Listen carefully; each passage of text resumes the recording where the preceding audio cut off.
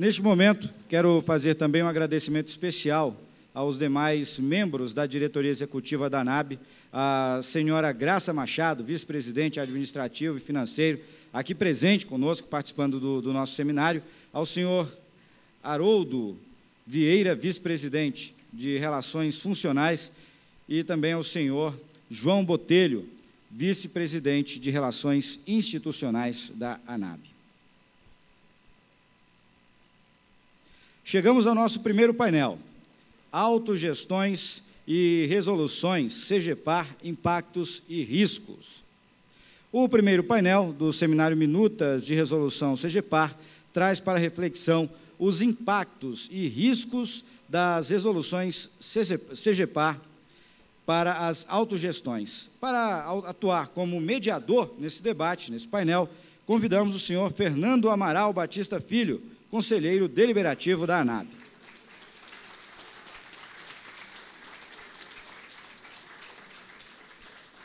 Convidamos como expositora a senhora Maria Rita Serrano, representante dos empregados no Conselho de Administração da Caixa Econômica Federal e coordenadora do Comitê de Defesa das Empresas Públicas.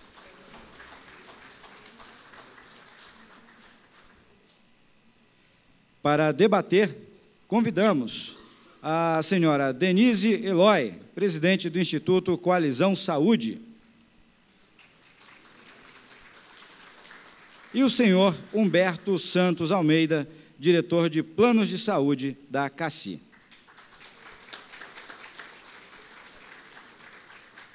Passamos a palavra... Pois não? Perfeito. Então, já vou aproveitar para anunciar também. O doutor Heleno Rodrigues Correia Filho pediu para avisar que está preso no trânsito da nossa querida Brasília, projetada para meio milhão de veículos e hoje com 1.700.000, mas chega daqui a pouquinho. O doutor Heleno é sanitarista da Universidade de Brasília. Passamos, então, a palavra ao senhor Fernando Amaral para a condução dos trabalhos. Bom dia. Bom dia, companheiros. Queria cumprimentar aqui os companheiros da mesa, Denise, Humberto, companheira Rita, que vai ser a expositora. Como eu pedi para avisar ali, o doutor Heleno, ele está preso no trânsito, angustiado ali. Eu falei, olha, chegando, a gente acaba de compor a mesa. O momento, como já foi apresentado aqui pela mesa de abertura, é um momento delicado para todos nós que trabalhamos em empresas estatais ou empresas públicas, não só federais, apesar de que o tema deste evento são as empresas estatais federais, porque é o foco das minutas das resoluções CEGEPAR, mas o momento é extremamente delicado para todos nós. Eu tenho procurado tomar um cuidado grande da gente, em todo o debate, estar discutindo e tentando deixar claro o motivo pelo qual cada um de nós se motiva, sai de casa e vem para os embates que são chamados pelo conjunto das representações dos trabalhadores. Nós hoje estamos aqui não para simplesmente defender as nossas autogestões, mas para a gente defender o direito ao nosso acesso à saúde prestado pelas nossas autogestões. Se as regras das autogestões mudam e o custo para nós fica inacessível, estando ou não dentro da empresa pública, se eu não consigo pagar, eu estou fora do plano. O que nós temos que discutir é o direito do nosso acesso à saúde da forma que melhor contemple a nossa capacidade de pagamento, de participação e de acesso àquilo que nós e nossas famílias precisamos. As autogestões têm se demonstrado sendo os melhores instrumentos para que a gente possa ter um acesso à saúde a um custo razoável que possa ser permitido para a gente arcar com eles. Temos formas de custeios diferentes, motivo pelo qual teremos depois painel para debater esses modelos e encontrar a possibilidade de que cada autogestão possa encontrar seu ponto de equilíbrio, a sua sustentabilidade, para que todos nós, à medida da necessidade, possamos ter a nossa atenção à saúde atendida.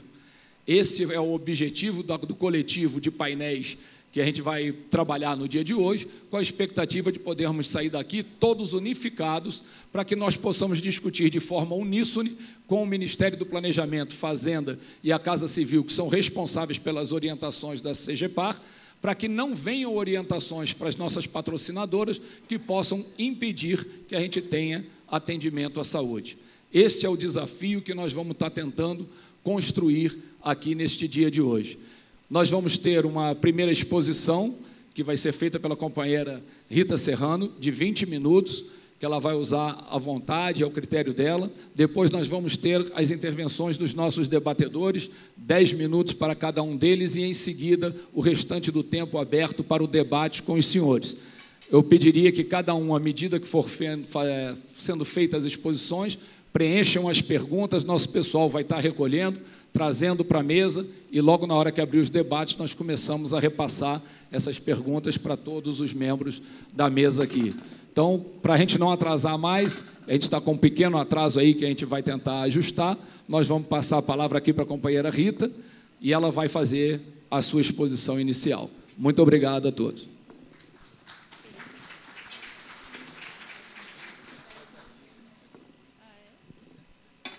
Pessoal, bom dia, tudo bem com vocês? Eu quero agradecer o convite, viu, Fernando, da ANAB, para estar aqui hoje. O pessoal até fez uma inflexão, né, mudou até as mesas para eu poder participar, e aí eu já me justifico dizendo que eu tenho, à tarde, eu tenho que estar lá no ABC. Nós temos uma audiência pública lá hoje em defesa dos bancos públicos, eu preciso ir para lá, por isso que eu tenho até... O pessoal mudou a mesa, porque a minha mesa seria à tarde, eu vou ter que sair. Então, mas quero muito agradecer o convite, é um prazer estar aqui. E como boa populista, né, vocês viram que eu vim aqui com a camisa do Banco do Brasil. Isso não tem nada a ver com a fusão, tá, gente? Não. O pessoal falou, oh, já está, né, já está dizendo que a Caixa e o BB. Não, isso aqui é da campanha que o comitê, que eu coordeno, o Comitê Nacional em Defesa das Empresas Públicas, lançou o ano passado, que é uma campanha ampla, né? Se é público, é para todos, defender as empresas públicas é defender o Brasil, e aí vem as suas, cada qual com a sua empresa, né? Defender a Caixa é defender o Brasil, defender o Banco do Brasil é defender o Brasil, defender o BNDES, a Petrobras, etc. Aí hoje eu falei, hoje eu tenho a chance de usar a camiseta do Banco do Brasil.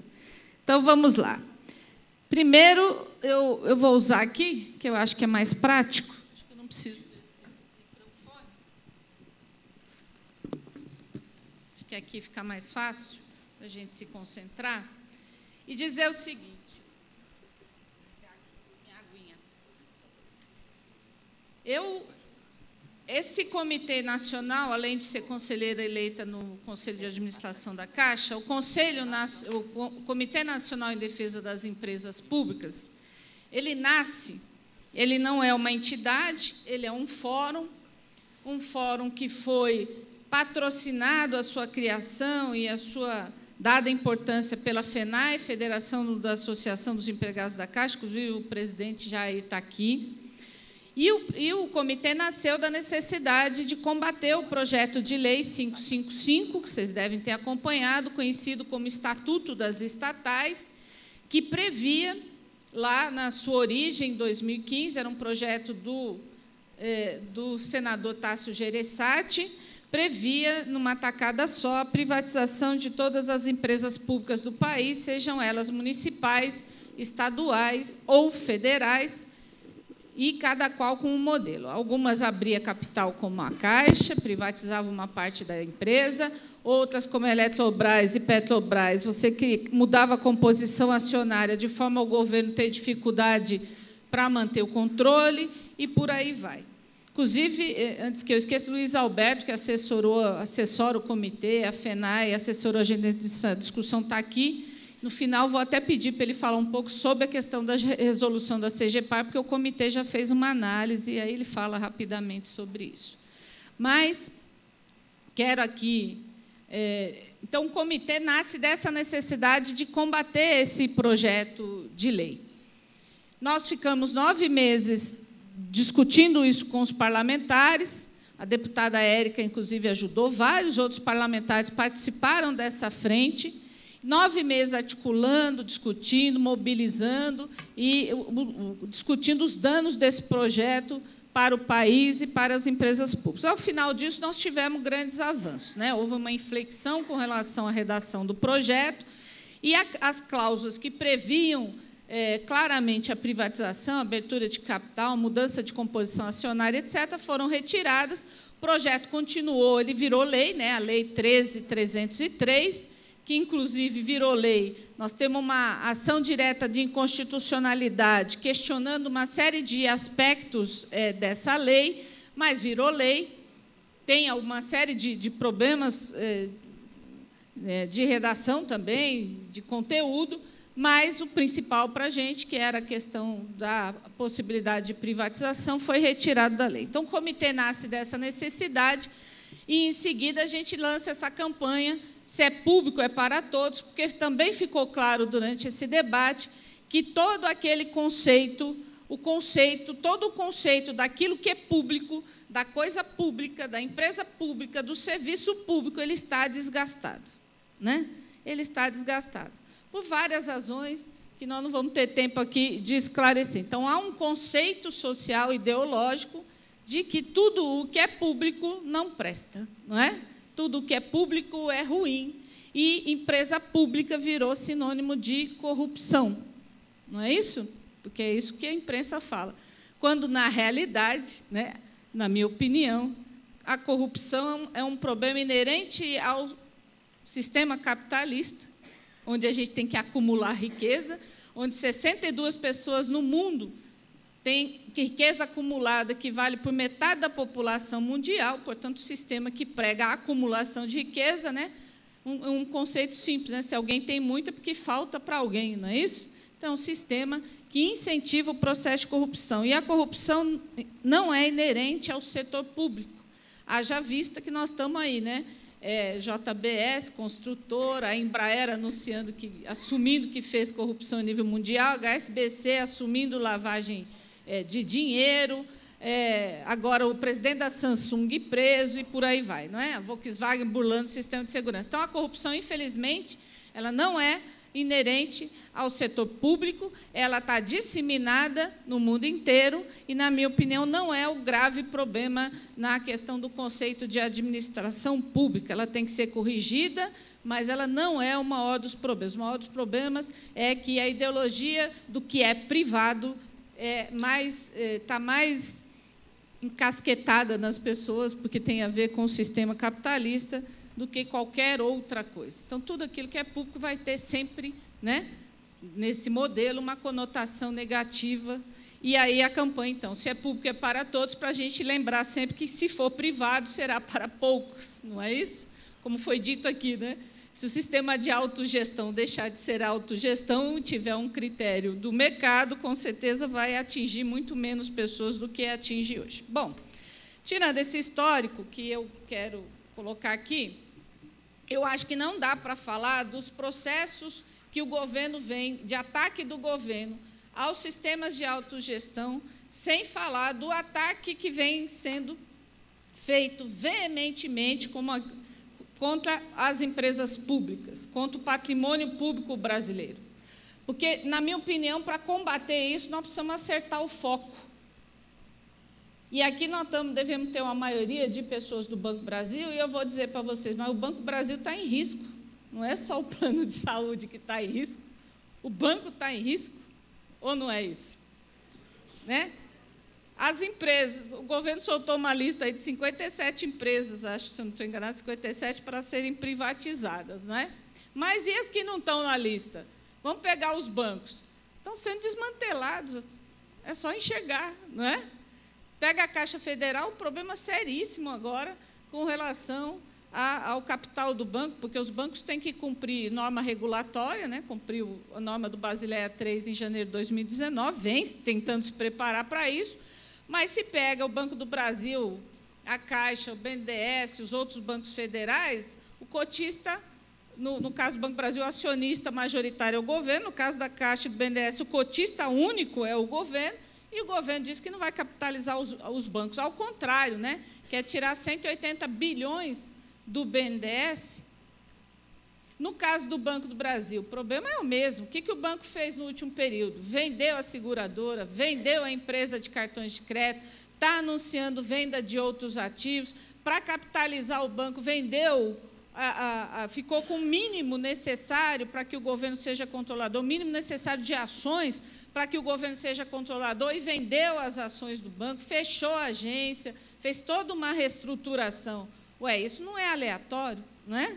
Então, o problema é discutir que modelo de Banco do Brasil nós queremos. Não é isso? Que modelo, que caixa nós queremos, que banco público nós queremos, porque nesse ritmo não sobra nenhum.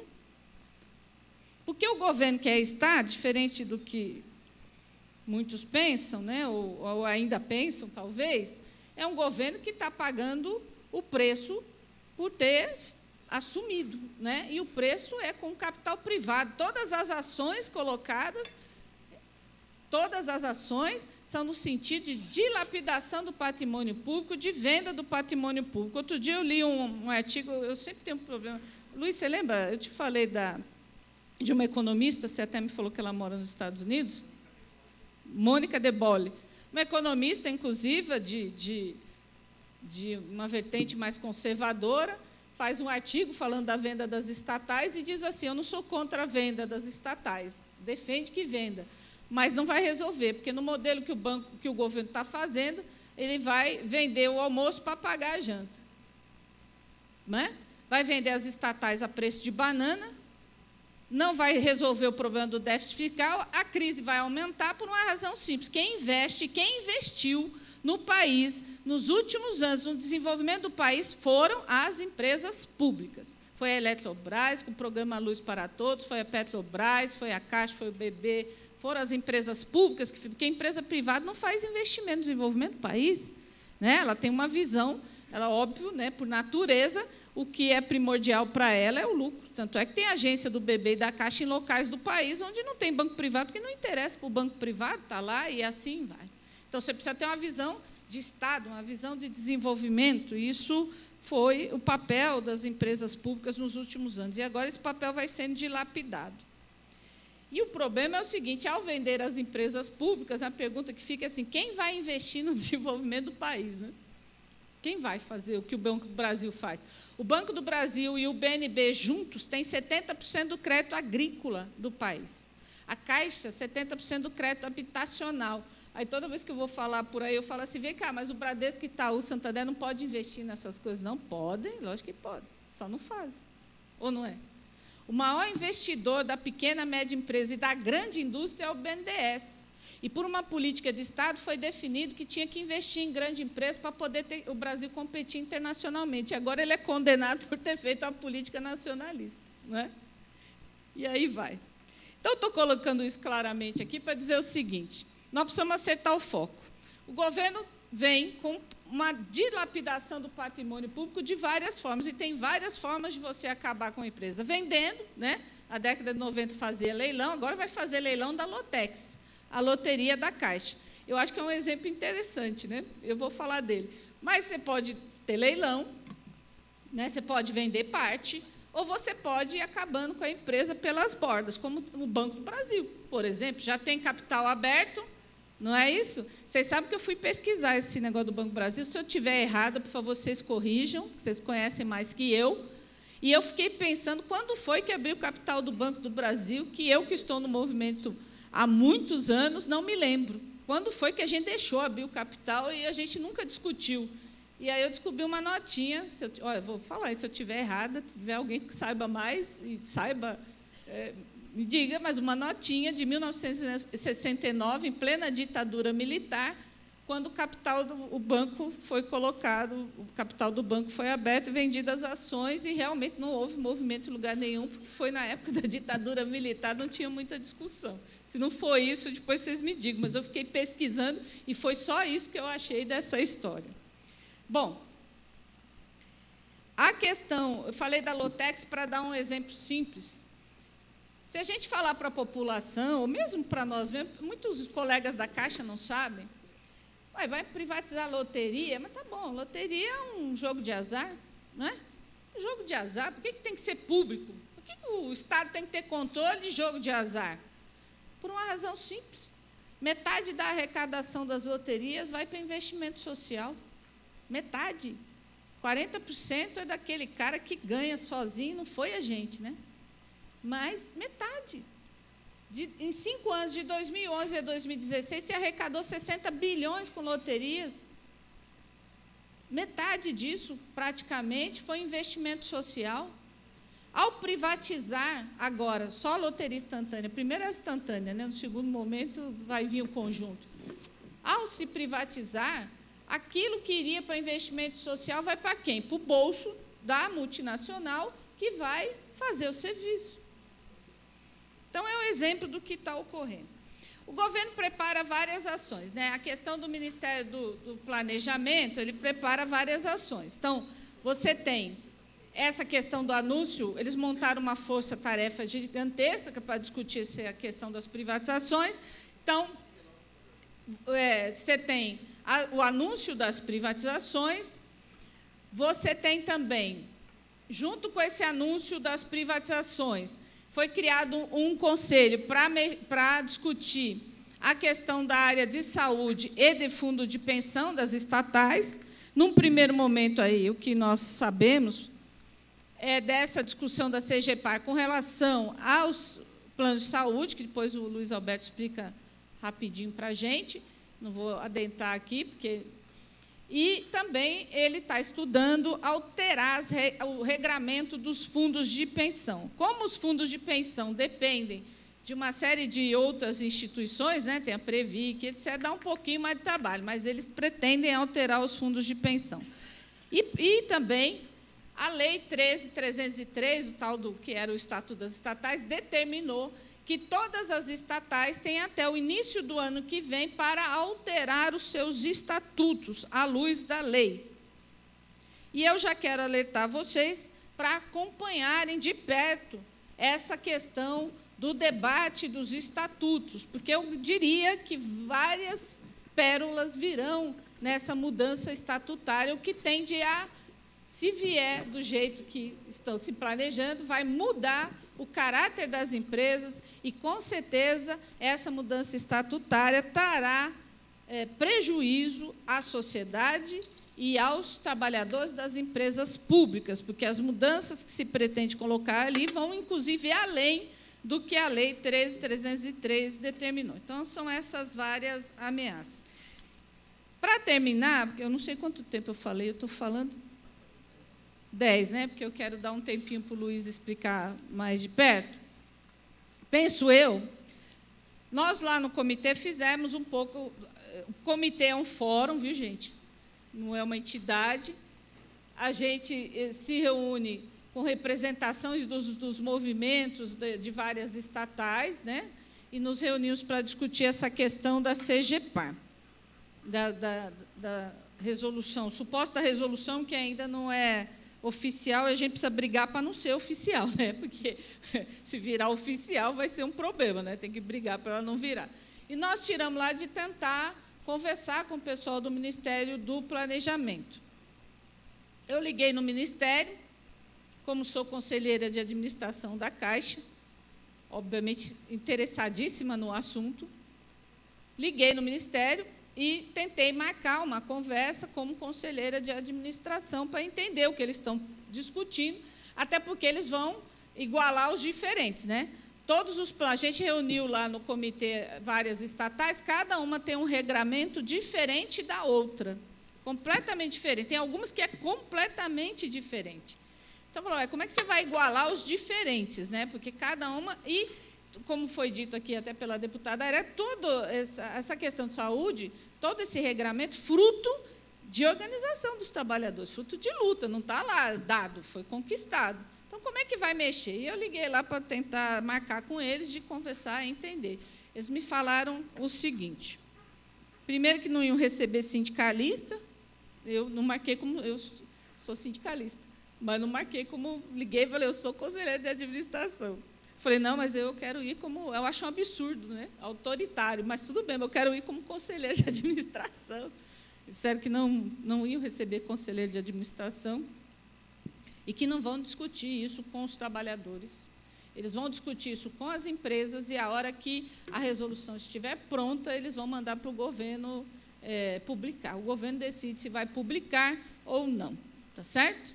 Você sabe que, na época do PLS 555, inclusive, tinham pessoas do governo que defendiam o projeto, e parlamentares, etc., e nós fomos recebidos o tempo todo lá para discutir, né, Jair? Nós fomos lá, nós e vários representantes de empresas, o tempo todo nós fomos no planejamento, nós fomos na fazenda, nós conversamos com todos os senadores, né? Então, essa é a grande mudança, talvez uma das grandes, né? Então, vai receber, não vai discutir, não vai conversar, e vão decidir lá da cabeça deles como é que muda. Eu, no telefone, ainda fui tentando questionar, eles me disseram, nós temos que corrigir, de fato, já foi falado aqui, os erros do passado. Nós não podemos privilegiar um grupo de funcionários em detrimento da população brasileira. Eu achei interessante, porque eu disse para eles o seguinte, é verdade, eu concordo plenamente com vocês. Nós temos que melhorar as condições de saúde da população brasileira, para que todos tenham saúde de qualidade. Agora, nós não podemos rebaixar, né, jogar para baixo aquilo que tem. E tem um problema. Se o governo estivesse tão preocupado com a qualidade de saúde da população, não tinha aprovado uma medida que congelou os investimentos em saúde e educação pelos próximos 20 anos, tá certo? Então, nós tiramos lá, depois tiramos também de outros companheiros ali que têm alguma proximidade com representantes dos ministérios, tentar fazer esse diálogo para a gente tentar abrir um canal. E não foi possível, até agora, a gente não... Do ponto de vista da via de discutir, de negociar, isso não foi colocado ainda. E eu já alerto vocês que as empresas estatais, será determinado a elas, salvo se a gente alterar isso, que elas façam a mudança pro forma, que façam a mudança sem que isso seja discutido. Penso eu, então, portanto, que a luta tem que ter foco. E o foco é a defesa do banco. O foco é a defesa das empresas públicas. Obviamente, defender o Banco do Brasil e defender a qualidade de trabalho dos seus trabalhadores, mas, fundamentalmente, o debate passa por defender o papel do Banco do Brasil para o desenvolvimento do país. Porque, se não passar por isso, nós vamos ficar num gueto, né? O cara deu o argumento, né? Qual é o argumento? Vocês são privilegiados, né? Não é isso? Então, essa é a arma que nós já passamos por isso, gente. Na década de 90, nós éramos tudo Marajá, não é isso? Tudo Marajá. Aí nós ficamos quase 8 anos sem reajuste salarial, né? Os Marajá, 8 anos sem reajuste salarial e perdendo direito. Ganhamos a guerra lá atrás, vamos ganhar essa também, é só questão de tempo. Não vamos ganhar, mas precisamos nos organizar. Penso eu, portanto, que nós temos que ter foco. Foco, a defesa do banco para o desenvolvimento do país. E, aliado a esse debate, a defesa do direito dos trabalhadores. Mas o debate tem que ser feito com a sociedade brasileira, porque o que está em jogo não é o plano de saúde, não é o fundo de pensão. O que está em jogo é a sustentabilidade do banco e o direito dos empregados, mas, principalmente, se esse banco vai continuar investindo no desenvolvimento do país. E nós continuamos defendendo que a Caixa faça isso, que o BB faça. Tá certo? Nós estamos juntos na luta, viu, gente? Mas no banco não, tá bom? Não tem esse... Tá certo? Na luta juntos, né? Então, eu quero encerrar dizendo isso para vocês. Dia 3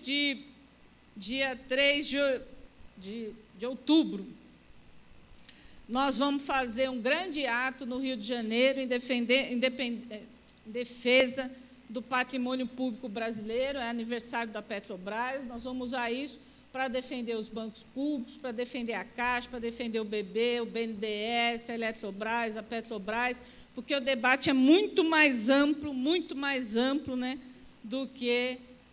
ele vai muito além do nosso quintal e a gente precisa se inserir. Então, vocês estão todos convidados a participar, nós estamos à disposição. E eu quero só usar esse tempo que me resta aqui para o Luiz explicar, viu, Luiz, rapidamente, 5 minutos, um pouco do que a gente discutiu. O Luiz não vai ter os 5 minutos, você tem 3 minutos para completar, porque a gente já está com o evento com atraso e a gente... Para poder explicar um pouco a análise que nós fizemos, é uma análise mais técnica, o Luiz é advogado, é consultor, e aí para ele usar esse tempo. Eu quero agradecer novamente o convite e dizer que eu estou à disposição. Obrigada.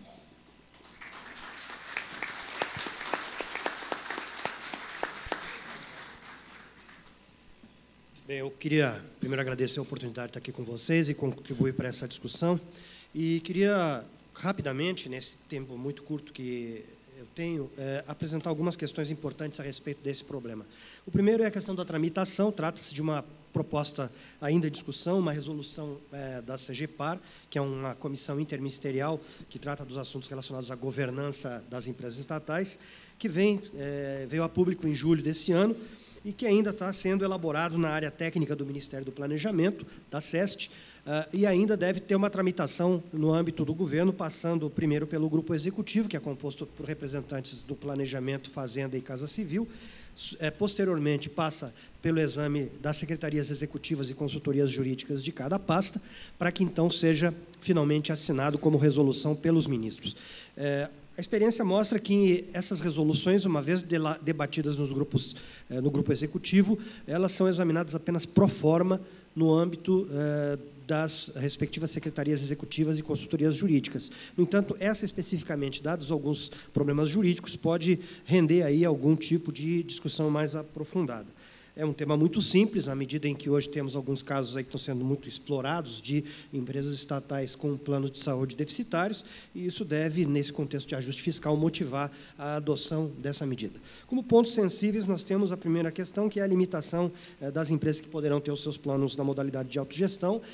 Elas terão que ter pelo menos 20 mil beneficiários no plano de saúde. Não está claro se isso inclui os dependentes ou se apenas os ativos e aposentados potencialmente filiáveis ao plano. E as que já tiverem autogestão e não tiverem esse número, elas vão ter um prazo para se adaptar, que vai ser definido num cronograma a ser aprovado pelo Conselho de Administração no prazo de 18 meses. A partir da aprovação desse cronograma, então, as empresas que não tiverem esse número de vidas vão ter que contratar um plano de saúde privado. Temos ainda a questão dos requisitos para autogestão, estabelecidos pela minuta, que vão ter que ser de aplicação obrigatória no âmbito de cada empresa, tais como a mensalidade de acordo com faixa etária e salário, franquias ou coparticipação, ou seja, terá que haver obrigatoriamente uma participação do segurado no custeio dos serviços, prazo de carência para novos empregados, rol de dependentes já definido na própria resolução, extremamente restritivo, impedindo filiação dos pais, mesmo que dependentes econômicos, e as empresas que já tenham nos seus próprios regulamentos regras diferentes dessas vão ter que se adaptar em 18 meses. Vejam aí que temos ainda uma regra extremamente rígida em relação a custeio, estabelecendo inicialmente que a empresa não poderá contribuir em percentual ou valor superior ao do empregado. Esse custeio fica estabelecido em 8% da despesa com pessoal, ou proporção entre as despesas e o custeio ocorridas em 2016 mais 10%, que for menor. E isso ainda não está muito claro do ponto de vista de como se calculará esse total de despesa com pessoal, se isso inclui ou não os benefícios complementares, os benefícios já aposentados. Então, vejam que é uma regra que tenta aplicar os planos de saúde, aquele princípio da paridade, da regra do 1 por 1, que já vigora nos planos de previdência complementar. Temos ainda uma regra extremamente problemática, que é a limitação no âmbito das negociações entre trabalhadores e empresas, os acordos coletivos, eles não vão poder mais detalhar regras do plano de saúde.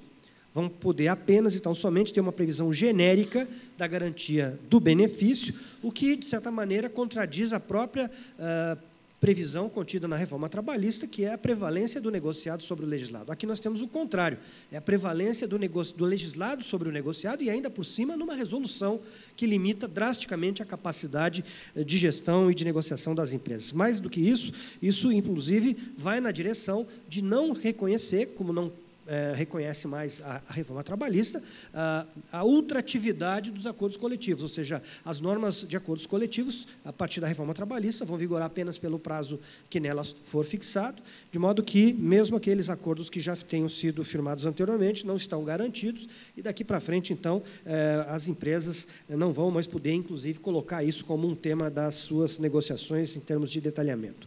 As Tem mais um minuto, 36 meses para se adaptar, E a Secretaria vai poder, inclusive, editar normas complementares para disciplinar essa matéria. Aí há, inclusive, um potencial conflito de competências com a Agência Nacional de Saúde Suplementar, na medida em que essa é uma matéria estritamente objeto dessa regulamentação. Vejam aí que nós temos, de fato, um processo que implica no ajuste fiscal, com tendências, inclusive, a fortalecer a atuação das seguradoras privadas no mercado, na medida em que a autogestão passa a ser muito mais problemática. Há, como já bem dito pela Rita, uma uniformização de critérios em termos de coberturas, de regras de custeio, etc., que desconhece situações historicamente constituídas e direitos conquistados, e um processo traumático de adaptação que não reconhece a observância dos contratos, ou seja, quebra a regra da validade dos próprios contratos. Então, são essas as considerações complementares que eu gostaria de deixar aqui e espero que os debates sejam produtivos. Obrigado. Muito obrigado, Luiz. Gostaria de pedir ao Luiz, depois que pudesse deixar disponibilizada a sua apresentação, e informando também aos presentes que o próximo painel é justamente o debate sobre essas questões jurídicas e o alcance que vão ter essas minutas de resolução. Dando prosseguimento aqui à parte de exposição, nós vamos conceder agora 10 minutos aqui ao companheiro Humberto Almeida, diretor de planos de saúde da CACI. Por favor. Bom dia a todos e a todas. Que prazer imenso ver a comunidade BB, as entidades representativas, os conselhos de usuários, a ANABB, parabenizar pela iniciativa, registrar também a alegria de poder ter várias representações de empresas de autogestão. Acho que é uma luta coletiva. Agradecer também a participação dos deputados Augusto Carvalho e Érica Cocaia. Eu acho que é importante a gente fazer esse enfrentamento, mas, inicialmente, eu queria falar que a CGPAR, ela estava sendo construída em 4 paredes. Havia lá empresas estatais participando de uma formatação de uma resolução. Essa resolução estava sendo construída sem nenhum conhecimento das autogestões, dos seus gestores, dos trabalhadores que construíram essas empresas de autogestão. E, ao chegar essa informação na governança da CACI, nós colocamos, primeiro ato nosso, colocar para o mundo, publicizar, porque toda vez que se coloca em risco direitos de trabalhadores, é obrigação nossa levar essa discussão, ampliar para ter um alcance maior possível para que a gente pudesse incomodar o primeiro ato, que era um ato de fazer em 4 paredes esse tipo de resolução. Então, eu acho que a primeira etapa ela foi vencida, porque depois dessa denúncia só teve uma única reunião e foi desfeita essas tratativas em 4 paredes. Segundo, é importante ressaltar quais são as implicâncias que uma CGPAR traz num cenário extremamente complexo em que a gente vive uma crise política, uma crise econômica, uma crise de representatividade que começa do síndico do prédio e vai até o presidente da República, uma crise em que está sendo desmontado o Sistema Único de Saúde, uma situação em que o próprio sistema de saúde passou por diversas transformações nas últimas décadas, em que os custos assistenciais cada vez são mais elevados. Se, de um lado, eu tenho uma ANS que ela regula, e aí a gente também tem feito um embate muito grande desde o ano passado, com relação a 9656, de tratar os diferentes de forma diferenciada, no caso, as autogestões, como aqui foi falado pelo Leonardo, mas, por outro lado, também, a gente tem clareza que não podemos nos calar diante de uma regulação que existe apenas para as operadoras de plano de saúde e não existe regramento nenhum para a rede hospitalar, para os insumos, para as tecnologias, e isso tem feito um impacto gigantesco de órtese e prótese, de medicamentos. Ontem, essa semana, inclusive, tivemos que pagar um medicamento importado, que a Anvisa registrou, mas não tem aqui precificação, de quase R$2,5 milhões para um paciente.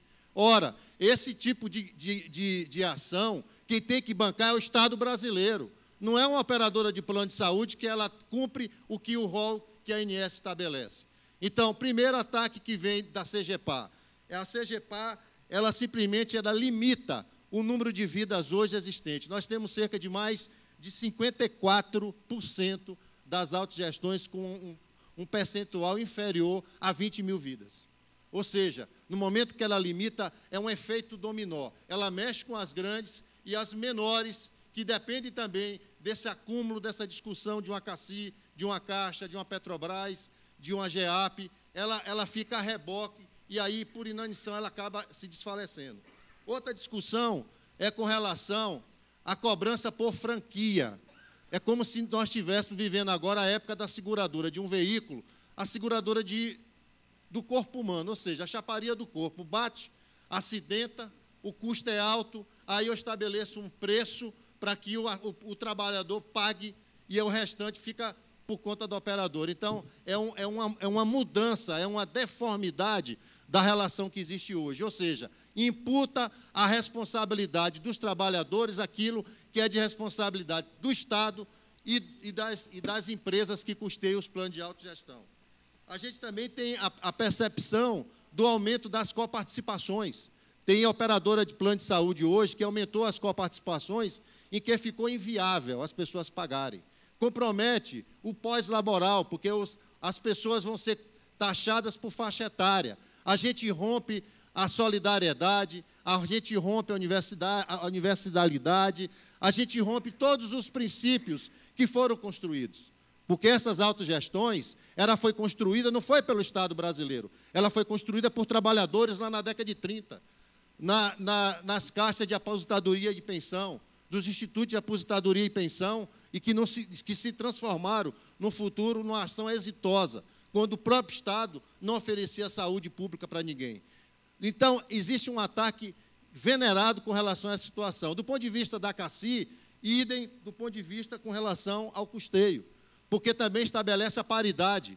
Hoje, na CACI, nós temos 60% de responsabilidade do banco e 40% é nossa. Com essa mudança aqui, além da paridade, há uma limitação da responsabilidade. E essa resolução sendo aprovada, também tem prazo, e data e hora para que as empresas se adequem a esse tipo de resolução. Então, acho que a gente tem que fazer o dever de casa, e o dever de casa agora é mobilizar, é fazer com que as outras operadoras acampem essa discussão com nossa. Isso não é uma discussão simples, embora esse Congresso Nacional, em que na maioria dos seus deputados não nos representa, a gente tem que pressionar a agenda do Congresso Nacional, que tem que fazer os trabalhadores. E aí, a gente vai ter que fazer um debate muito forte, e aí contar com o apoio dos parlamentares, sim, mas fazer um debate muito forte no sentido de trazer mais trabalhadores, fazer pressão, botar na mídia, denunciar os ataques, porque está havendo desmonte. O Banco do Brasil hoje está sendo desmontado. O banco fechou a agência, reduziu o número de funcionários. E a gente, além do Banco do Brasil, tem a Caixa Econômica, tem a Petrobras. Se alguém fez algum malfazejo com as empresas, que paguem pelo malfazejo, mas não punam as empresas e nem punam os trabalhadores. Então, a CGPAR é um ato insano, nocivo, que afeta os interesses da categoria, e a gente tem que fazer essa defesa. A Unidas tem feito um papel, desde o ano passado, no sentido de buscar audiências públicas para discutir lei, projeto de lei e mudança de regulamentação e de comportamento. Porque a ANS hoje ela tem uma visão completamente míope do que é uma seguradora, de uma cooperativa médica e de uma autogestão. Mas temos também outro dever agora, que é incluir nessa agenda a questão da CGPAR.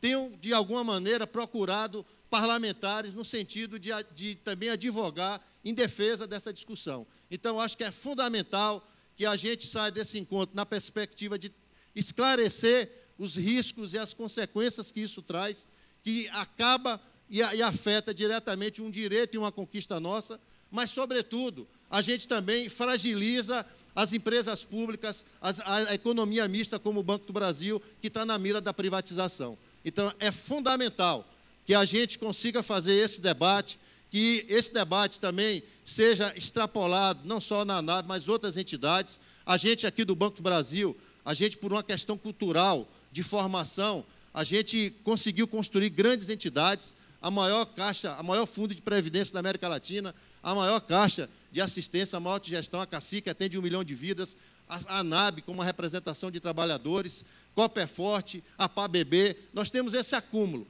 e a gente quer disponibilizar esse acúmulo para os demais. A gente quer fazer com que, de fato, aquilo que foi colocado no hino nacional brasileiro, nós sejamos braço forte no intuito de fazer com que não tirem os direitos, braço forte da preservação da autogestão, braço forte de empresas públicas, braço forte da defesa do Sistema Único de Saúde, porque é fundamental, independentemente de nós termos um plano de saúde, defender o Sistema Único de Saúde, aquele que salva vidas, é aquele que na hora que você mais precisa, ele está do seu lado, e a gente precisa discutir esse assunto. Então, eu creio que é fundamental que esse acúmulo de discussão, que já foi tratado aqui pela ANAB anteriormente, que está sendo tratado por nós, a gente consiga fazer com que enxergue a gravidade. A luta é difícil, mas a gente sempre é ousado, a gente se agiganta nos momentos mais difíceis. E eu tenho certeza que a gente vai dar um salto de qualidade, porque é na crise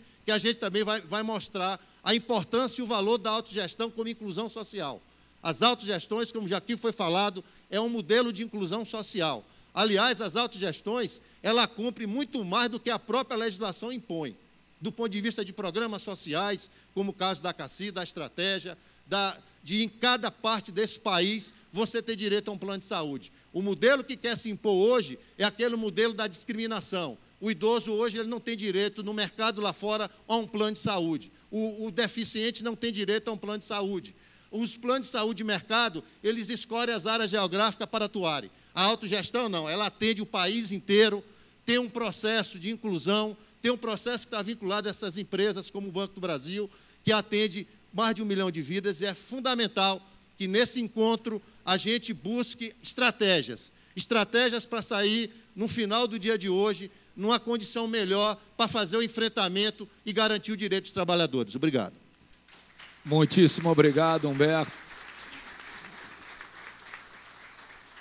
Nós vamos convidar agora para fazer uso da palavra o professor doutor aqui, o Heleno Correia, que vai fazer uma intervenção para a nossa reflexão também. E esse primeiro painel tem o papel de tentar situar aonde nós estamos debatendo no cenário político nacional, no cenário específico do campo de saúde, e a gente poder, a partir daí, entrar para as nossas especificidades de autogestões. Então, com a palavra, professor Heleno, 10 minutos também, quer que avise com 2, né? Tá o cá. Obrigado. Eu quero agradecer o convite para estar aqui hoje, poder trazer a mensagem dos estudiosos da saúde pública, aos quais eu me filio, esclarecendo que eu sou atualmente professor pesquisador voluntário da Universidade de Brasília e membro da diretoria nacional do Centro Brasileiro de Estudos de Saúde, cuja sigla é SEBS, e que, se os senhores desejarem ver na internet, tem um site da nossa, do relato do nosso acúmulo de trabalho desde o ano de 1976, e que formalmente este ano, em outubro, o SEBS completa 40 anos de existência, que se iniciou em 1976 por uma iniciativa de um grupo de sanitaristas dos quais eu fiz parte. Éramos estudantes de saúde pública na Faculdade de Saúde Pública da USP e lutávamos por direito à saúde universal numa época em que não existia o SUS. Nosso sonho, que teria sido concretizado com a edição da Constituição de 1988, que foi a criação do Sistema Único de Saúde, viria muito mais tarde e depois de muito sofrimento na atuação nossa como médicos sanitaristas na rede de centros de saúde do Estado de São Paulo, num ambiente ditatorial em que era proibido saber quantas pessoas moravam no bairro. Quando um médico sanitarista procurava, junto ao sistema público do SEAD ou ao IBGE, a pirâmide etária ou quantas crianças existiam na faixa etária de 0 a 1 ano, que era para fazer o plano de cobertura vacinal e o ataque à poliomielite, que naquela época fazia muitas vítimas, era proibido ter acesso ao dado porque ele era considerado segredo de segurança nacional. E era proibido saber quantas pessoas moravam no bairro que incumbia o médico sanitarista atender.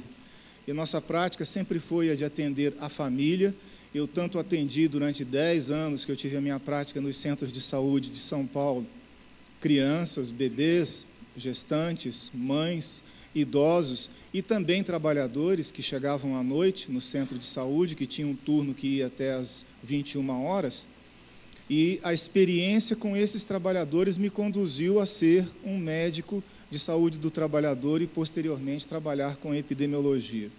Estou falando isso para dizer que eu aprendi a valorizar a saúde do trabalhador e aprendi o vínculo que tem a saúde do trabalhador com o Sistema Único de Saúde, que a população brasileira lutou, conseguiu fazer lei e não conseguiu fazer vigorar como sistema, dada a retirada de recursos, em que toda a luta para organizar o sistema com poucos recursos levou a um sistema altamente eficiente com dinheiro público, que com menos de R$1 por dia para cada cidadão presta assistência, desde a vigilância sanitária, a vigilância de fronteiras e portos, a qualidade de alimentos, medicamentos e domes saneantes, até a assistência na UTI e no leito de morte.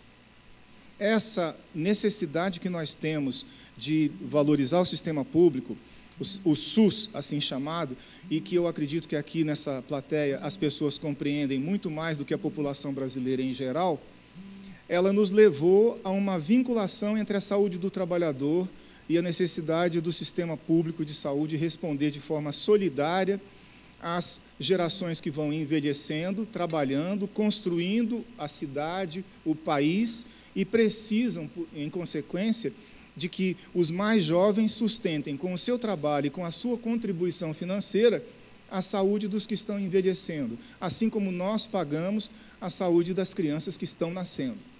Essa solidariedade entre as gerações, que é uma das características da cogestão da CACI, levou que meus colegas da Universidade de Campinas, quando eu me tornei professor lá, nos anos 90, começassem a discutir o que acabou se transformando, acredito, num plano de assessoramento que vários colegas meus participaram, num plano de reestruturação da CACI, nos anos 90, para incentivar a saúde da família.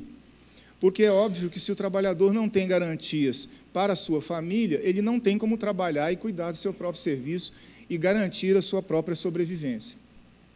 Esse plano dos anos 90 ficou marcado na minha cabeça, na época com os meus colegas sanitaristas da Unicamp, o professor Nelson Rodrigues dos Santos, que era a nossa liderança, era também o chefe do departamento, o professor Emerson Merri, o professor Luiz Carlos Cecílio, e outros que eu agora posso estar esquecendo o nome, tanto que me levaram como parente de um ex-funcionário do Banco do Brasil, hoje aposentado, a me filiar também à CACI. Fui um dependente CACI, um contribuinte da CACI até 2011. Mas o que eu venho aqui alertar, e acho que depois que eu ouvi as duas palestras iniciais me deixou mais à vontade, é que está em curso um projeto de desestruturação do Estado brasileiro.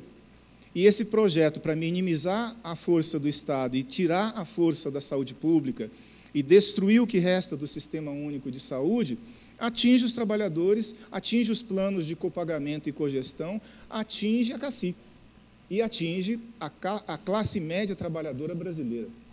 Porque aqui estão os trabalhadores que têm uma perspectiva de trabalho de classe, no sentido de que são profissionais qualificados, profissionais que levaram anos para estudar e aprender o próprio ofício. Essa missão que os bancários e também os petroleiros, que foram aqui mencionados, têm, de vincular o seu trabalho ao progresso do país, é uma missão política histórica, que vem de 70 anos no Brasil. A luta do petróleo é nosso, agora vai completar aniversário, e o petróleo já não é mais nosso, porque estão vendendo, assim como está em curso um processo de confisco da poupança da classe média brasileira, que foi acumulada também nas 2 últimas décadas. Esse processo de confisco e venda da sua poupança vem na forma de desestruturação do Sistema Único de Saúde e na imposição do que o SEB chama de planecos. Planecos são planos insustentáveis que prometem a pobres e pessoas de classe média das pequenas cidades o que não vão oferecer em termos de recursos de saúde, porque não terão competência instalada para isso. Prometem o impossível, cobrarão o dinheiro que for possível e, na hora que alguém cobrar, se evadirão o mais longe possível para não ter que prestar a assistência que prometeram. Os planecos, para funcionar, precisam que os últimos recursos da poupança brasileira, principalmente dos funcionários das estatais, para que eles se sustentem, suguem o dinheiro e depois possam fugir com esse dinheiro para as Bahamas, para os paraísos fiscais. Então, o que está em curso não é apenas uma luta jurídica, um processo político, que foi aqui bem clarificado pelos que me antecederam. O que está em curso é um processo internacional de financeirização da saúde e confisco da poupança da classe média brasileira. Isso inviabiliza não apenas a CACI, isso inviabiliza o SUS, inviabiliza as empresas estatais e os bancos públicos de desenvolvimento social, como é o Banco do Brasil, a Caixa Econômica e o BNDES.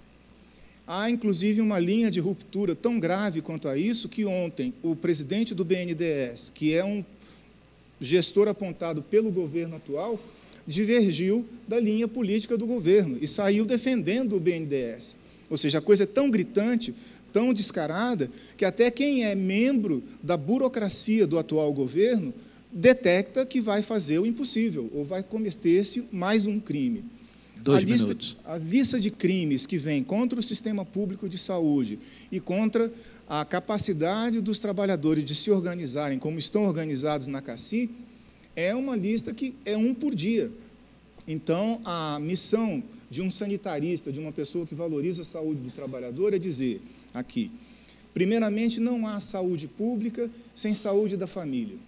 Não há saúde do trabalhador sem o suporte à família, sem a relação com as redondezas, e o funcionário de banco que tem uma missão de desenvolvimento social tem que ter segurança para quando ele seja movido de uma cidade grande para uma cidade pequena, lá no fundo do país, numa fronteira com a Bolívia, com a Colômbia, em qualquer lugar que ele esteja, ele tem que ter a mesma garantia que ele teria trabalhando em Brasília.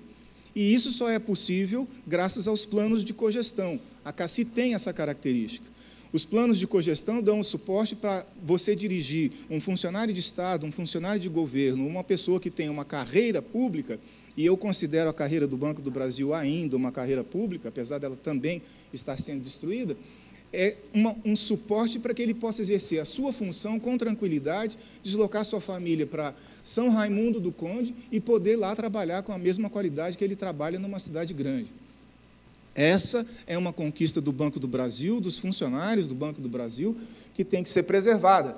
E, portanto, tem que receber todo o apoio da saúde pública, dos médicos sanitaristas, de quem estuda epidemiologia aplicada à saúde do trabalhador, que tem a obrigação, nos últimos 40 anos, de defender isso. E foi isso que me trouxe aqui, valorizando a reunião que vocês estão fazendo aqui hoje. Muito obrigado.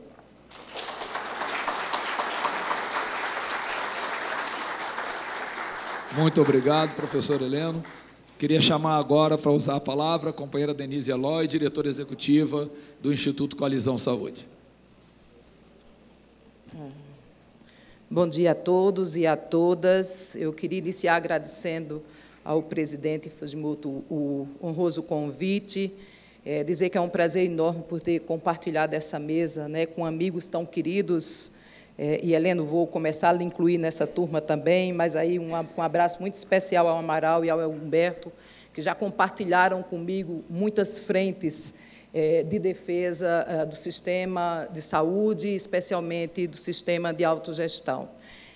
Quem me conhece um pouco meu histórico. Eu tenho 34 anos de Banco do Brasil, desses 20 anos dedicados ao segmento de autogestão, atuando não só na CACI, como também na Unidas, e isso nos traz assim um conforto muito grande para trazer para essa plenária, além de um reforço de tudo que foi dito, algumas questões que incomodam e que a gente precisa provocar numa proposta de debate e num evento tão interessante de conteúdo como este.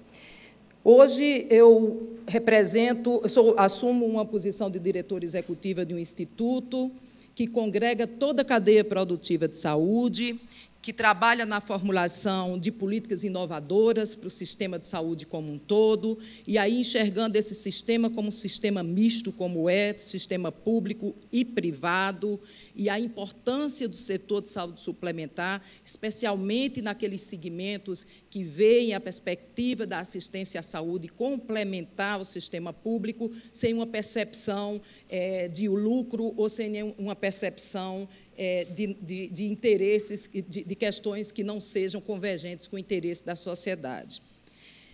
Naturalmente, essa discussão da cadeia produtiva, ela também tem uma preocupação muito grande de fortalecimento de cada elo. E a instituição, o ente autogestão, ela é determinante na construção da história da saúde desse país. Eu lembro que, quando eu trabalhava na CACI, que eu tive a honra de ficar de 96 até 2015, eu conheci e aprendi saúde com a grande maioria dos colegas que militavam em questões relacionadas com o sistema. Discutia, na verdade, as políticas de saúde quando o SUS ainda nem existia, e outros colegas que vieram do SUS e me ensinaram o que era uma medicina de família, o que era uma atenção primária, porque era importante a gente mudar o conceito do sistema de saúde, saindo da doença com foco na saúde.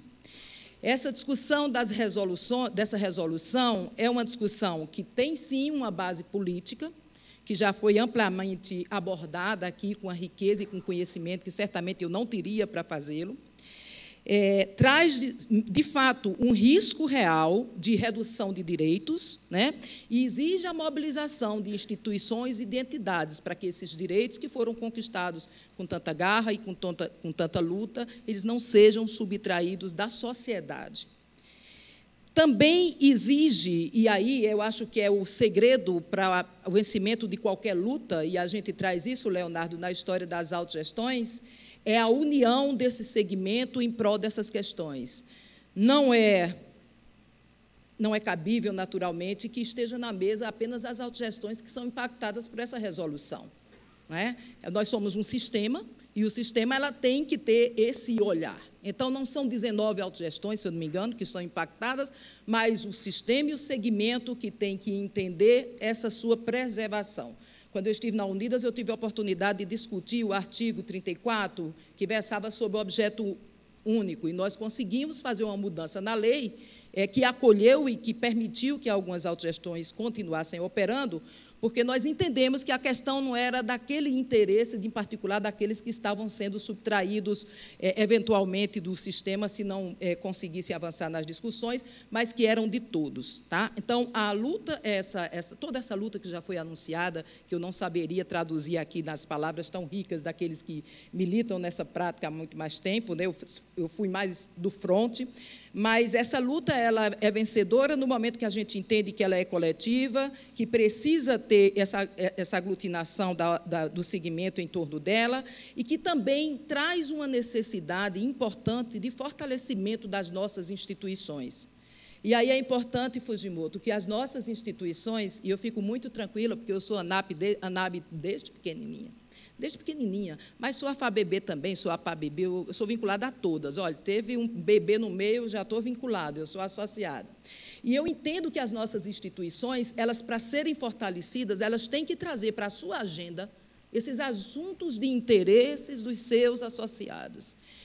Tratando não só na perspectiva política, né, de luta por direitos, mas também na perspectiva de o que podemos fazer, construir para que as nossas associações, as nossas autogestões possam continuar fortalecidas e, de fato, vivas no mercado de saúde. Porque a gente tem que pensar que essa matéria, ela não só tem o seu viés político. Né? Quando eu li essa primeira vez, essa minuta de resolução, fiz toda essa reflexão política, que foi muito bem feita aqui, que eu tentei traduzir um pouco, mas fiz também uma reflexão de financiamento do nosso sistema.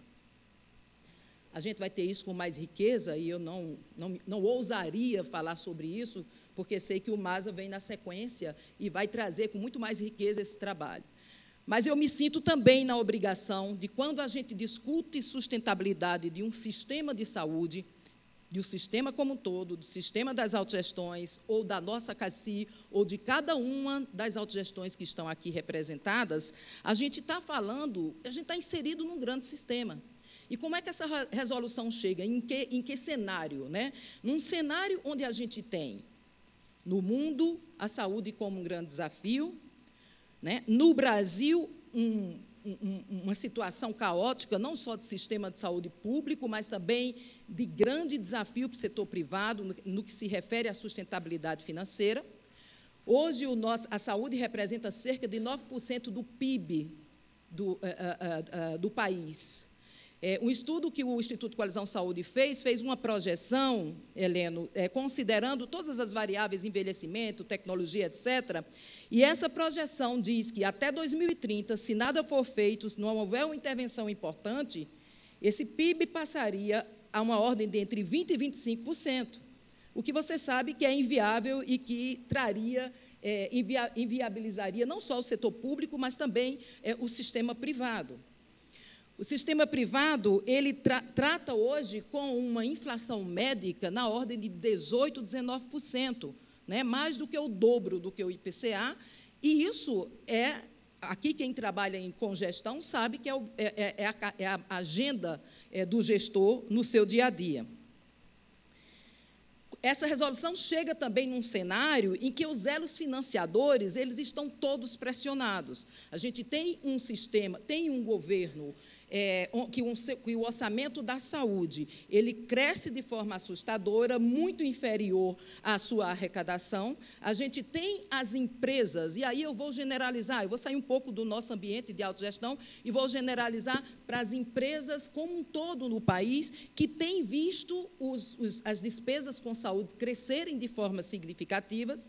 Né? Nós temos um estudo que mostra que, de 2002 a 2015, os gastos com saúde, eles variaram de 6% a 12%. Foi o dobro que ocorreu de desembolso das empresas com assistência à saúde.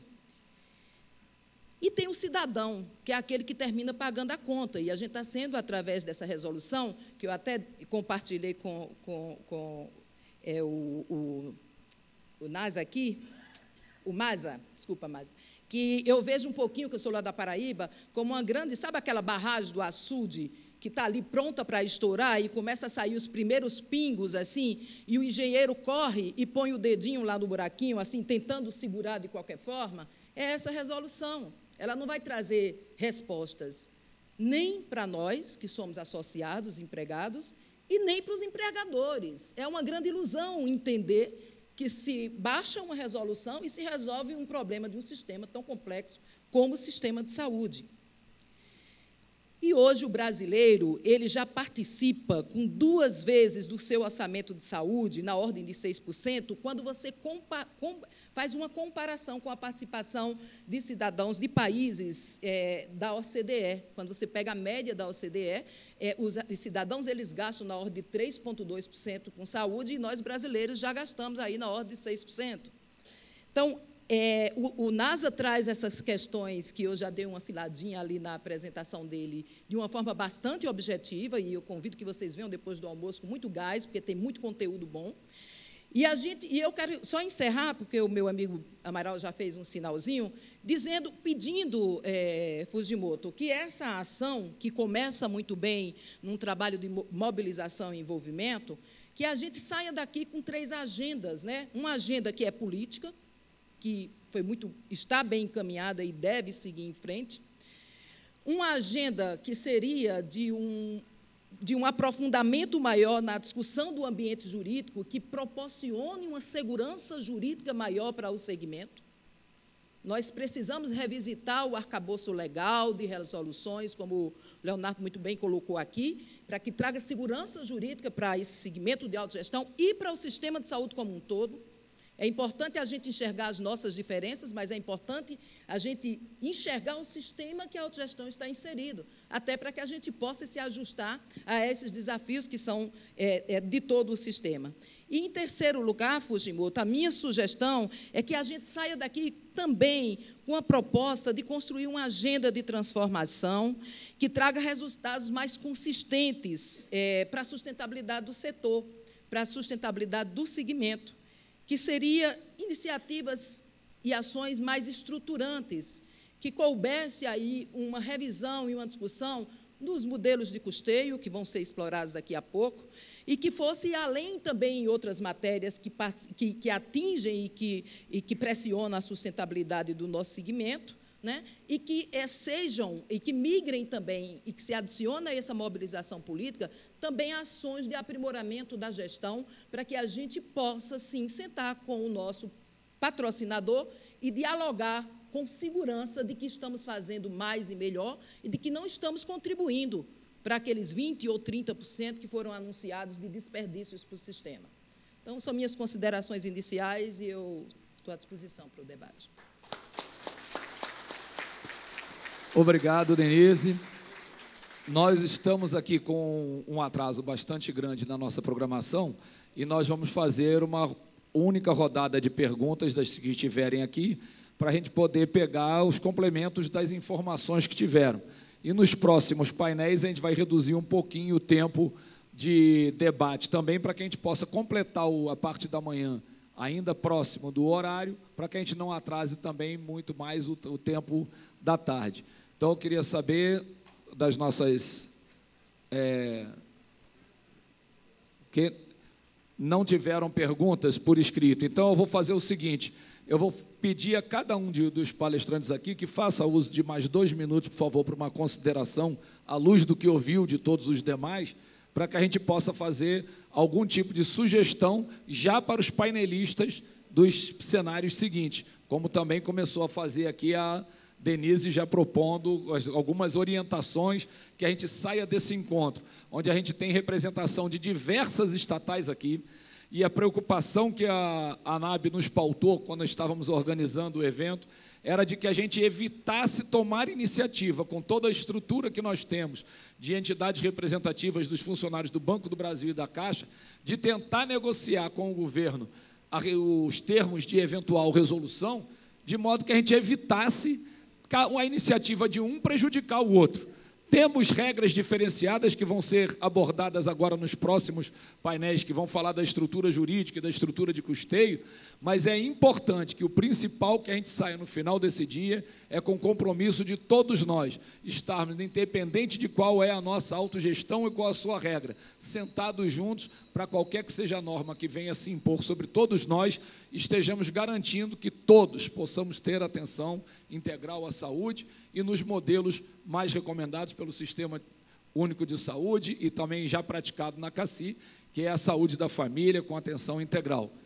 Eu vou, então, fazer o seguinte, como veio aqui uma pergunta, eu vou botar somente essa para que todos vocês, então, façam uma breve resposta para ela. Existe possibilidade da Unidas centralizar a negociação coletiva para a contratação de produtos e serviços médicos hospitalares e farmacêuticos para operadoras de autogestão com o objetivo de redução de custos, na forma de fortalecer a sustentabilidade dessas empresas? Nós estamos falando de unificação das autogestões. Essa me parece que é uma preocupação, primeiro, que poderia unificar a discussão já de a busca de contratação coletiva de serviço, de modo a tentar viabilizar principalmente as menores autogestão, menores entendidas, aquelas que cobrem menos vidas, né? Então, eu queria um pouco do comentário de cada um de vocês. Por favor, vamos começar fazendo aqui, começar aqui.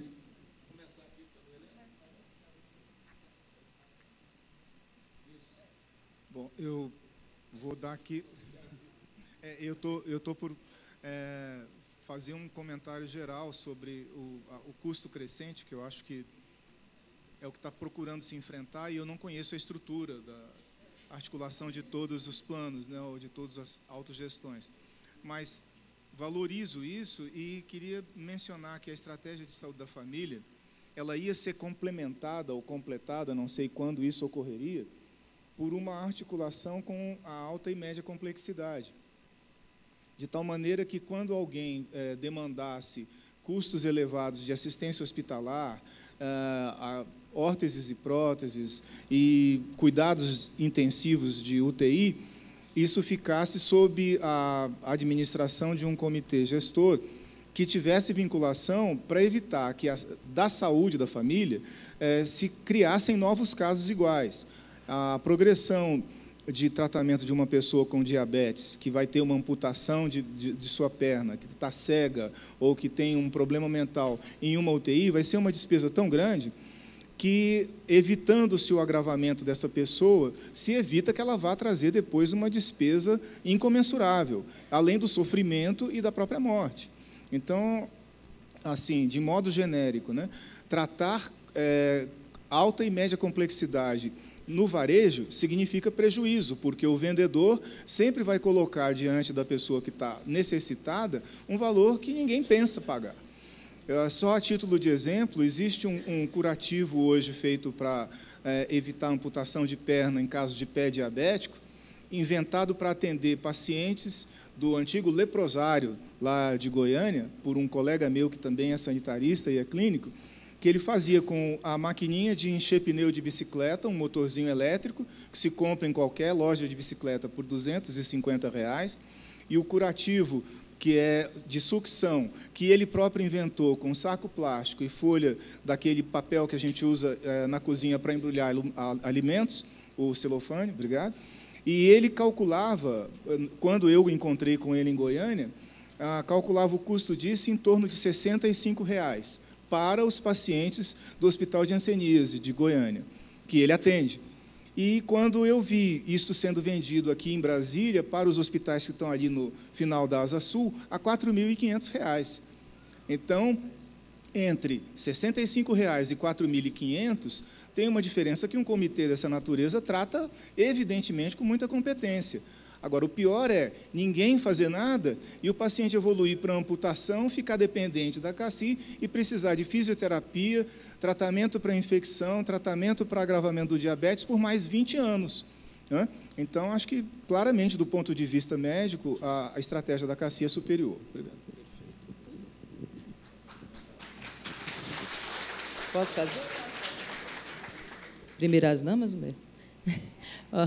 Eu vou fazer um comentário muito breve, que eu sei que a gente está com o tempo super estourado, mas queria dizer a Marta, eu sou da época do CIEFAS. CIEFAS, para quem não conheceu, anterior à Unidas, lá no começo da década de 90, essa vontade e essa necessidade da gente construir algo e ter essa força de mobilização, inclusive por conta de algumas posições mais unilaterais do mercado, ela surgiu dessa necessidade de se fazer negociações conjuntas. Foi a partir daí que surgiu o CIEFAS, tinha outras instituições, e no ano de 2002 nós fizemos a unificação para Unidas, por isso o nome Unidas. Então, vem desse berço, é claro que aí a entidade, durante esse percurso, construiu várias outras formas de contribuir para o sistema de saúde, para o segmento de autogestão, mas ainda é a grande ansiedade de cada associado da Unidas, sim, essa possibilidade de ter um acolhimento melhor, vamos dizer assim, no ambiente de negócios. E é por isso que a Unidas tem hoje 27 superintendências, hoje não, há muitos anos, 27 superintendências no país inteiro, né? E nós temos diretrizes estratégicas hoje traçadas e compartilhadas com todas as superintendências, mas, infelizmente, assim, o mercado, ele realmente é um mercado difícil, perverso e que exige mobilização, mas, em algumas situações, a gente tem uma dificuldade de fazer essa negociação coletiva devido a questões, inclusive, jurídicas. Nós já recebemos, e aqui o Leonardo pode complementar até como está hoje, mas até eu estar na Unidas, eu estive várias vezes no CAD para explicar, especialmente no mercado de Brasília e de Manaus, onde nós temos um percentual expressivo do mercado de saúde suplementar, porque era que a Unidas estava negociando coletivamente, porque ia, inclusive, em confronto com aqueles percentuais que são definidos pelo CAD como mínimo para você ter uma inserção no mercado. Então, tem uma dificuldade importante nesse sentido. E eu entendo que hoje o ambiente da organização deve ser também de amadurecimento e de profissionalização para que essas operadoras elas possam, de fato, trabalhar e profissionalizar a sua gestão e negociar com base em instrumentos técnicos e mais consistentes. Então, acho que a grande missão da Unidas é essa, apesar de que a gente ainda insiste com algumas naturalmente através das superintendências, com algumas negociações coletivas, mas que não podem ser tratadas de uma forma assim generalizada, como eu já disse, por ordens jurídicas, né, de questões jurídicas, junto ao CAD, e também porque somos muito parecidas, mas não somos iguais.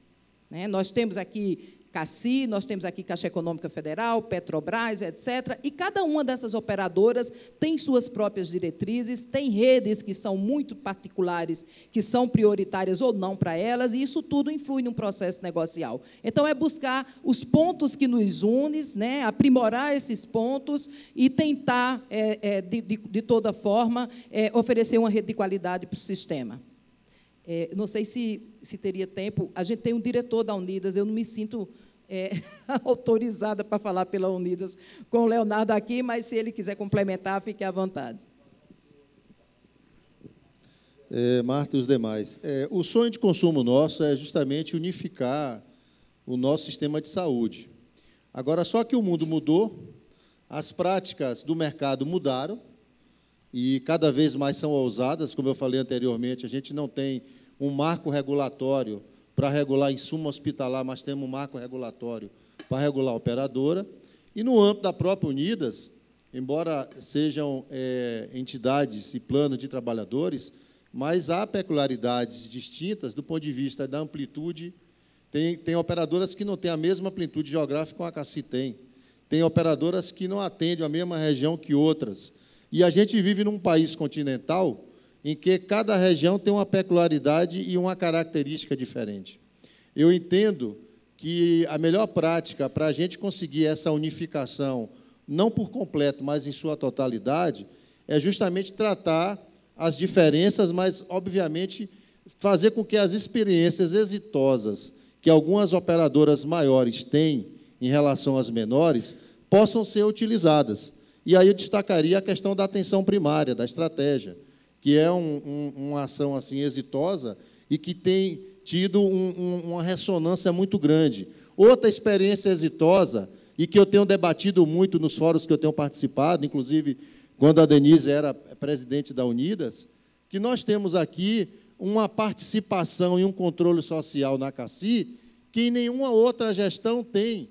Por que não fazer com que as demais operadoras de autogestão constituam conselho de usuários, constituam conselho de saúde, para que esse debate chegue mais fluido para os trabalhadores, para que a gente tenha uma arena de discussão mais atingível, porque tudo passa por uma discussão de entendimento. Mas eu entendo a pergunta, mas, por outro lado, eu acho que, nesse momento, há um esforço para agregar um ponto de interseção, mas, sobretudo, entendo também que é fundamental que a gente utilize as boas experiências das autogestões para que as demais copiem as boas experiências, e uma delas é um convite: criem conselho de saúde nas demais operadoras de plano de saúde. Obrigado. Passar agora para a companheira Rita, para fazer a última intervenção. Pessoal, eu quero começar agradecendo o convite, né? É uma experiência importante estar aqui com vocês hoje, no sentido de termos claro que precisamos atuar juntos, porque isolados somos mais frágeis, né? Precisamos ter consciência de que a guerra é maior, bem maior, e que nessa discussão, por exemplo, se a gente pegar essa discussão de saúde, ela é a consequência do problema, ela não é a causa. E nós precisamos combater a consequência, óbvio, mas principalmente a causa. E a causa, ela está focada numa visão privatista, né? De privatizar e dilapidar o patrimônio público, numa visão que favorece o mercado privado, os planos de saúde privados e os seus modelos, numa visão que enfraquece o país, o desenvolvimento, e que enfraquece as entidades sindicais, as entidades coletivas, as associações. Porque quando o governo coloca a intenção de tirar da pauta dos trabalhadores o debate sobre saúde, porque é isso que está colocado no debate da resolução, E quero já alertar, já alertei aqui, mas quero alertar de novo, que essa não será a única medida do governo com relação a tirar essa possibilidade de intervenção dos trabalhadores no debate dos seus direitos, que envolve saúde e outras questões. Então, hoje, a gente precisa ter essa visão do todo para atacar a causa. Se nós nos detemos a atacar só a consequência de forma isolada, fragmentada, eles vão conseguir o que eles querem e nós vamos perder os nossos direitos, e nós vamos perder o Banco do Brasil, nós vamos perder a Caixa e etc. Então, quero alertar de novo para essa questão.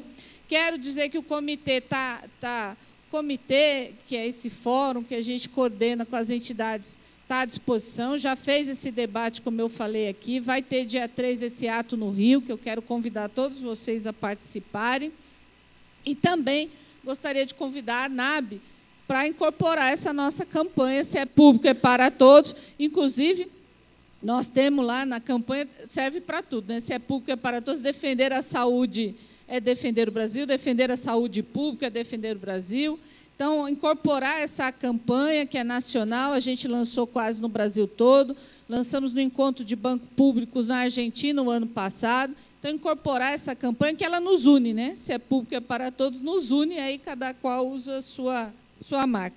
E agradecer e dizer que o comitê está à disposição, meu mandato lá no Conselho de Administração também está à disposição, e vamos lutar, vamos ganhar a guerra. Agora precisamos mobilizar, precisamos nos mexer, né? Sentado não vai dar jeito, não. Nós vamos ter que nos mexer e cada qual fazer a sua parte. Obrigado, gente. Oi? Gente, no Rio, dia 13.